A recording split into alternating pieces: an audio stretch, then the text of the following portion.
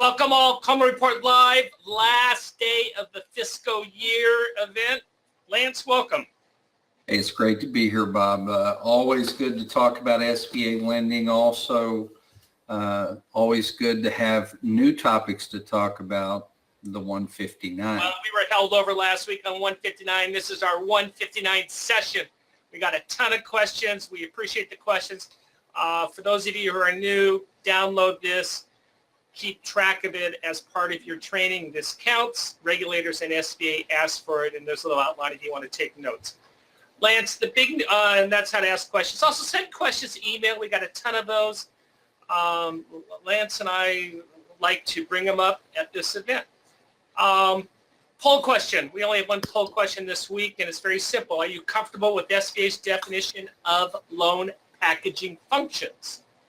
Hey, Bob, I want to speculate here that no is a very popular answer. Yes, no is going to be, based on the questions we got, I like to know, oh, I'm impressed. 33% say yes.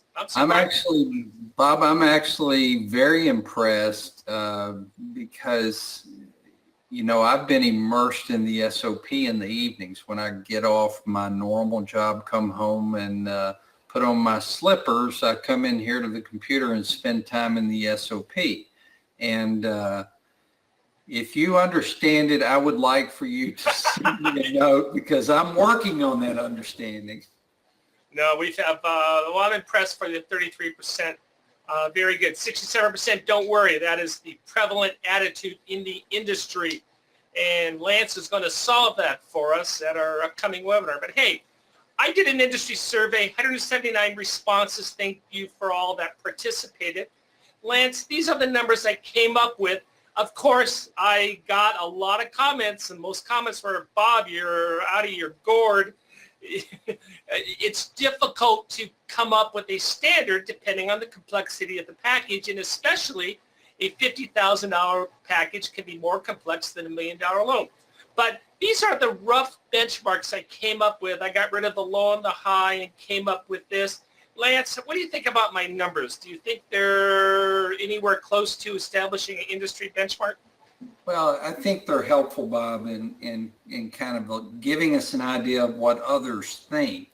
You know, my good friend and partner in crime, Angela Cotton's on the call with us today, and her and I are working on a smaller loan, and I promise you there are more than 10 hours, well over 10 hours involved in getting this one packaged and ready to go. By the time it's closed, I think it's going to push 20 hours. And the thing that, Bob, over the years, the thing that I can share, I don't think there's a dramatic difference between a $50,000 loan and $1 million loan. If you have two loans with similar collateral, similar ownership structure, size doesn't always indicate more time in SBA lending as many. And you can tell me if I'm wrong, but I think a $100,000 commercial real estate loan takes just as long as $1 million commercial Well, the survey certainly reflected that. And as I said, these are average. So what I would encourage you to do, it's certainly hire an intern. You can do your time studies and chart it out. But I think this is a good number to start with. I think so. Your experience may vary. And well, go ahead, Lance. Just a general comment, the $50,000 loan tranche, a lot of those are going to be simple UCC filings, maybe unsecured. So it's possible 4 to 10 hours is a very accurate estimate. But if you have some people responded to my survey 1 or 2 hours. Some people responded 40 hours. I got rid of those. I think 4 hours is certainly reasonable. But if you have an affiliate, you may have a franchise, you may have multiple guarantors, you're going to blow way past that 10 hours very easily. Guys, don't you love it when your borrower comes in and you find out they have 5 affiliate businesses? That's probably one of the categories where I know a lot of SBA lenders historically have done something that's not allowed anymore, charged a flat fee. But when you've got a large number of affiliates, that I can see the fee being much higher than what we've seen in the past. We're going to get to your questions. We have a ton of questions. But Lance, this is what you are working on that we're going to be doing for the webinar in a couple of weeks. Give a shout out of what you're doing and what you're going to be teaching people who sign up for the Coleman webinar.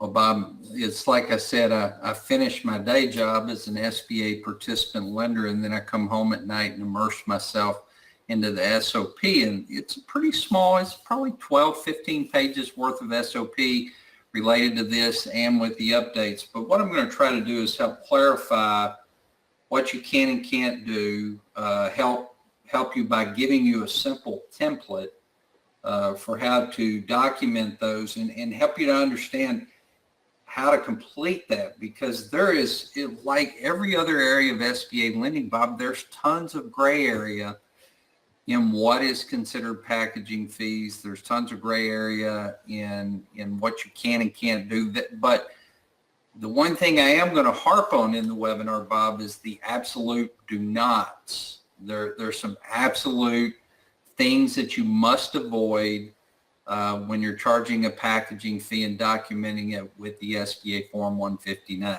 Lance, when I asked for the survey feedback, I asked, what do you charge an hourly rate? Only a couple people responded, which tells me that the industry has readily adapted that $2,500 flat fee. No one's thought about it. And I'm interested to see what you come up with and what you recommend that we can charge as lenders. Yeah, I think that I think that it is an evolving topic for me right now, and hopefully, well, not hopefully, before October the 10th, guys, I'm going to have some ideas for how to do this properly. You're going to come up with a loan packaging template that you're going to hand out to everyone, correct? That's correct. Well, the template's going to be a form that can be used to document your SBA loan file on those loan packaging fees for loans over $2,500, but you're going to have it in file for loans under $2,500. All right, let's get to the questions. First of all, this was the most common comment that I received on the survey, and it says the number of hours it takes to package a loan are not commensurate with the loan amount. We have complexity of the project. Is there construction? Do we have multiple borrowers, multiple guarantors, multiple collateral issues? And I appreciate what this person says. A good lender is not going to rush through a small loan just because it's a small loan. We're going to take the time to do it correctly. Well, as a participant lender, you're relying on that SBA guarantee. So I love these comments, Bob, and they're in line with my thoughts. The amount of time it takes to package an SBA loan is not solely dependent upon the size of the loan. It's dependent upon the complexity, the number of guarantors or affiliates, the type of collateral that's involved. So there's a lot to documenting what's involved. So the old days, and the 159 is very clear, the old days of just saying it's a $50,000 loan, so we're going to charge $1,000. Those are over. No standardized fees. I included the next comment for a specific reason, and it's the person says, in my opinion, this is going to increase the cost because the lenders are going to start doing these time studies and realize how much time they have. I've included this because, Lance, it's perfectly permissible for the lender to say, we have 27 hours at $100 an hour, $150 an hour, $200 an hour, but we're going to cap it. We're going to lower the amount. What do you think about that? Well, Bob, you absolutely, as a participant lender, can document those fees and cap them at a particular amount. There's nothing wrong with that. But the one thing that this comment is right on point with, Bob, is I think as SBA lenders, we're not real clear on how much it actually costs to get an SBA loan to the closing table. And I do concur with this. I do think you will see lenders, as they realize how much time and effort it takes to get an SBA loan done, charging more. Now, but what happens if the lender does that and they come in and they adhere to that $2,500 and they document it with varying hours? is that in the spirit or against the spirit of the new 159 form? You're talking about a lender documents the hours and the But fees. then charges a flat $2,500. Yeah, there's nothing, if you document it and you choose to have a cutoff at a particular point, the fee will not exceed, there's nothing wrong with that. I don't think you would be criticized as long as you document it. Alan just sent us a comment, says we have a sliding scale based on size of the loan. We've done this for years. It ranges from $500 to $2,500. Alan, you can't do that anymore, correct, Lance? Well, with the new 159 release, the idea of a standard fee is out the window. And Bob, historically, I would have told you, hey, for smaller deals, charge $500 to $1,000. For bigger deals, charge $2,500. Well, yeah. I mean, that was the industry standard. Look, the good news is you don't have to worry about this on November 1st, but that is coming around the corner. So how you're working on it now is fine. Joseph, let's get to the questions. And this is from Bill. Many times, this is someone who reached out to their local district office, and actually this prompted our poll question. It says, completing SBA forms are not considered packaging according to the local office. What's your opinion about this, Lance? The only SBA form that is specifically mentioned in the SOP that you cannot charge for is the 1920. There is no other form mentioned. I think the spirit of packaging relates to, are you assisting the borrower with things that they would normally need to bring to the table to get the loan closed? But the SOP 5010-5J does not talk about assisting with completion of the 912. Does not talk about assistance with completion of the 1919. But it does specifically say you cannot charge the borrower for completion of the 1920. Derek has a question about the referral fee. If the lender pays the broker a 1% fee, i.e., we're going to send them $10,000 for $1 million loan.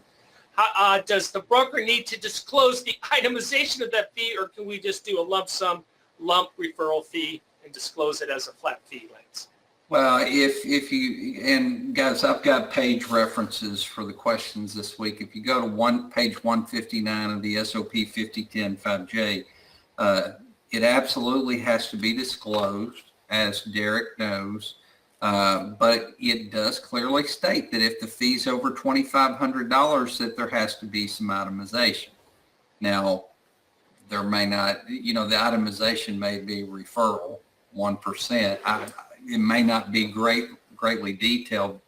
I would push for as much detail as possible in the itemization of the fee, but it's very clear that a broker's fee, whether paid by the bank or the applicant, has to be disclosed on the 159, and if it exceeds $2,500, it has to be itemized. Kathleen asked the question, can we get back to the 4506 in regards to the requirements for broker's referral source? Does the statement need to be itemized, or is it okay just to show a percentage? I think you just answered that, Lance. Right. Yeah. Okay. Yeah. Anytime a fee's over $2,500, it needs to be itemized. And again, another one from Tobias, the same thing is, how do we handle this referral fee? Lance, I'm sure you're going to mull this over. You're going to come up with some sort of best practice, but for the people on the call, do we just say broker gives us a statement and how many hours and X amount of dollars? What do you want, Lance? Well, I think the brokers are going to need to get in line too, because so many have been accustomed just to presenting, we charge 1%. We're going to have to demand more from the brokers. Now, I'm not asking for a 30-page litany of times and hours, but we need more detail to justify their fee. If it's over $2,500, it's got to be reported. It's got to be itemized. And if you look, the references in the SOP 5010-5J in relationship to this are on page 162 and 164. But absolutely has to be reported. And if it's over $2,500, it absolutely has to be itemized. Lance, I'm giving a speech to the National Association of Commercial Loan Brokers end of October, last week of October, and the topic is how to make money with SBA loan referrals. So I definitely need your guidance because I'm going to have to tell them this is what you need to do, and this is what the lenders are going to be expecting. So this impacts us. It's going to impact the brokers, and I'm glad you're wrestling with this, and we can come up with a reasonable interpretation of what to do so that everyone is happy and SBA is happy. Well, anybody that knows me knows I'm not going to come up with a 30-page fill-in document for this, and I don't think SBA expects that. I just think that they expect to see some sort of representation because SBA does reserve the right to look at fees. Now, guys, are they going to look? Probably not. But do you need on something over $2,500 to have itemization? Absolutely. Go ahead, Lance. I think you need itemization on any fee. And let's keep this into context. What SBA is concerned about are fees being paid by the borrower, by the applicant. I don't believe they're going to have as strong of a test for a fee paid by the lender to the broker. That's coming out of the lender's pocket. So I think a very simple statement will suffice, and it can be a lot less of a hurdle than what we want for loan packaging. I absolutely agree, Bob. I think that the fee paid by the bank, participant bank, to the broker for a referral exceeds $2,500. You're going to complete the 159, and I think the supporting itemization can be pretty simple. In the same regards, fees paid by the borrower are of great importance to the SBA and potentially could be reviewed for their fairness. And so that's where you're going to need more itemization. Another similar question from Kathy, and let's go to the second part of the question, and it is, how do we charge a packaging fee up front when we don't know what the fee will be? What would you recommend for Kathy? There's a lot of research that's going to go into this, Bob, because it's going to be difficult. You're going to have to sit down based on your initial meeting with the customer and the aspects of the loan. Again, how many affiliates do they have? How many guarantors do they have? What is the collateral? What are the complex features of the loan? And get an idea of what you would charge in that circumstance. I do agree with Kathy. I think there are some challenges as we go forward in understanding what the proper fee should be. Yeah, and I appreciate what you said was reasonable, and perhaps you call it a deposit, but these are all issues that you need to wrestle with. Jerry just sent a question over to us. Well, go ahead. Second part of that question, are the lenders going to finance the fees with loan proceeds? And absolutely, that can occur. Yeah, very good. And maybe that's the situation, Kathy, where you're going to set a dollar amount. Maybe it's $3,000. The hours may indicate it's a $5,000 package. We'll say, no, we're just going to charge $3,000, and that's what we're going to finance. And you're in your right to do that. Well, and I think you make an excellent point, Bob. A lot of people have gotten comfortable with, say, a $2,500 fee with loans over $500K.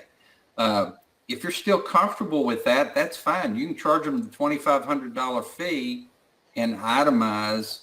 You may show more work than $2,500. You're not going to get criticized for that. Jerry asked this question. It says, hey, regarding the broker fees, if they are itemized, wouldn't the form need to be signed by the broker?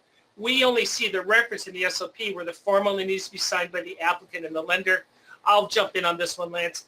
Okay. If the SOP is gray on that, if the broker's submitting it, I would have the broker sign it regardless of what the SOP says, if it's a gray area. Correct, Lance? I agree with you, even though there's not a slot. Get your typewriter out, who has a typewriter, and add a line for the broker to sign on there as well. Or do an addendum to the 159 and just add a signature page. Again, I want to reiterate this. This is not I think one paragraph, just a very short synopsis. I think SBA is just going to say, do you have it? Yeah, you have it. Fine. Where SBA gets very concerned isn't necessarily on the content of the fulfillment of the requirement. Of course, they're going to look at it. Where they get more concerned is where you don't have it at all, where we don't have where we're not disclosing the broker fee. That's what they're going to get excited about. We have the broker fee. It's signed, sealed, delivered. You're going to be fine with whatever representation the broker gives you. I would feel comfortable with that. Becky asked a great question with lender service providers, Lance, and this is another whole nother hour we can go. But in the past, the lender did not complete the 159 because our fee was not being paid by the business. I am not sure if I continue to practice because the new one Form 59 seems to contradict itself. Lance, what do you recommend when we have a loan service provider helping us out with the packaging function?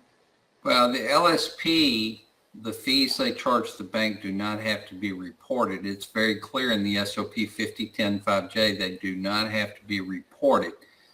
Probably the most important element is there does not need to be the appearance, or the bank cannot pass the fee paid to the LSP by the participant bank on to the borrower. So you need no, I say, appearance.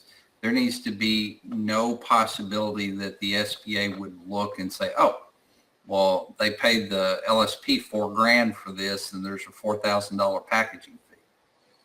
Right. Same thing with the BDO. We pay the BDO commission. They're on the payroll. That does not have to be disclosed. The SBA is very particular of what needs to be disclosed on that form. And again, what SBA is going to focus on, and I would encourage you all when you come up with your policies, is what are the fees being paid by the borrower. Any fee paid by the borrower needs to be fully analyzed and fully disclosed. Well, there are a number of service providers that get involved in SBA loan underwriting and closing that do not have to be reported on the SBA Form 159, and the LSP is certainly one of those. Hey, we get other questions as well, and obviously last couple weeks it's been 159, and this is an equity injection email question from Linda. Lance, this is for you. We have multiple principals contributing the portion of the equity injection, and they're going to deposit this all into one account. And it's going to be our corporate account. We're going to have it at the bank, and we say we want that 2 months prior to closing. So, Lance, what do we need to do? Do we still need to obtain 2 months of bank statements from each of the principals showing where the funds came from? Or can we just take, hey, the money's been in our bank for 2 months and we're good to go? I think if the money is in a business account for a 2-month period of time, that's adequate documentation for equity injection. If you want to, again, this is dollar sensitive, but I think that shows that it's coming in. And as long as you go back and make the reasonable assumption this person is making income off their personal tax returns and it's reasonable they have it. But if you want to go back and be conservative and ask for that, maybe one person contributed the largest amount of it, you can certainly go back and source it if you want to be conservative and ironclad. I think going back to the individuals, Bob, in the same circumstance, if those multiple individuals kept the money in their personal account to the point of loan closing, you're going to need statements for 2 months from each of the guarantors or owners who's putting money in. But since they've already put the money in the account and the money will exist in the account for 2 months, and you can get 2 months worth of statements, you're good to go. Yeah, and I think it's a reasonable test. Hey, does this make sense? They're putting the money in. There's 5 people who've put in $20,000 each. Does that make sense? Yeah, that makes sense. If one person's putting $85,000, everyone else is putting in $3,000, then we have an issue. Then we're going to go back and definitely find out where that $85,000 came from. Hey, Linda, I wish all of my borrowers would do what you're suggesting. Go ahead. I mean, that's always my recommendation to SBA borrowers when there's an equity injection. Put the money in your bit. When you start working on the loan and you think there's going to be an equity injection, encourage them. Open a separate business account, put the money in there, let it set while we work on the package. And then when it comes time to close, it's been there 2 months, we can get the 2 months worth of statements that are needed. Brad asked the question about secondary market premiums. Premiums are dropping quite a bit, and he wants to know why. Brad, I'm not that smart other than it's complicated with rates rising. The Fed is raising rates. These things ebb and flow. I would encourage you to get to Washington in the first week of December, and we got a lot smarter people than me who are going to be talking about this. But yeah, we're seeing it, rates, many functions, supply, demand, other type of investments. But even though the rates are dropping, they're still very attractive, and it's I see 2019 as continuing to be bullish in this paper. You got an opinion on that, Lance?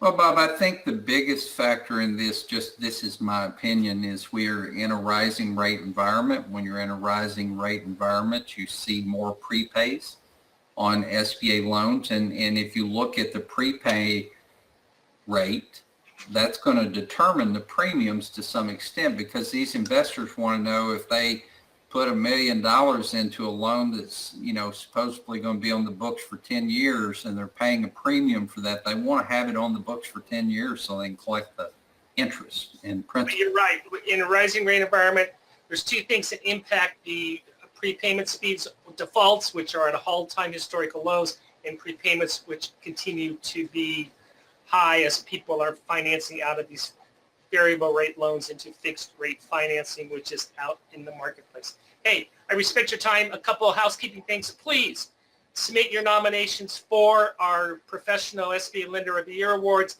These are the categories. The cutoff is Friday. If you need an extra couple of days, let me know. But we have a lot of categories, and we want to acknowledge the professionals in our industry. We have fall training beginning October 11th. Lance does the certified SBA loan closing course. I do the underwriting course. Very popular. Lance, you were an award winner. You won best online video product for your closing course. Oh, you're going to show. Congratulations. Hey, Bob, it's a labor of love for us, and the thing we want to do.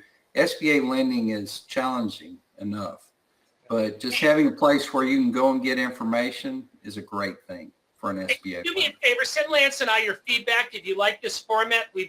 In the past, this office hours was for the participants of our loan closing and underwriting online course who wanted to have a live format that they could ask questions, and we decided to open up to the industry. And obviously, we like to talk about news of the day and whatever, but the 159 questions have been dominating us last couple. But shoot us an email. Let us know what you like or don't like. I got a couple more questions from Lori. Lori, I'm going to hold those over for next week because I don't want to go too far over. And our last pitch is, Lance, we're going to do closing the SBA franchise loan in November. That's a new offering from you. We've never done that one before, correct? Well, it's an exciting training, just helping people understand what you need to do on a SBA franchise loan opportunity, how to properly document it. And then, Bob, on October the 10th, the 159 training. I'm excited about it. Very good. Thank you all for attending. Next week, same time, Eastern, 1 o'clock. Thank you. Thank you.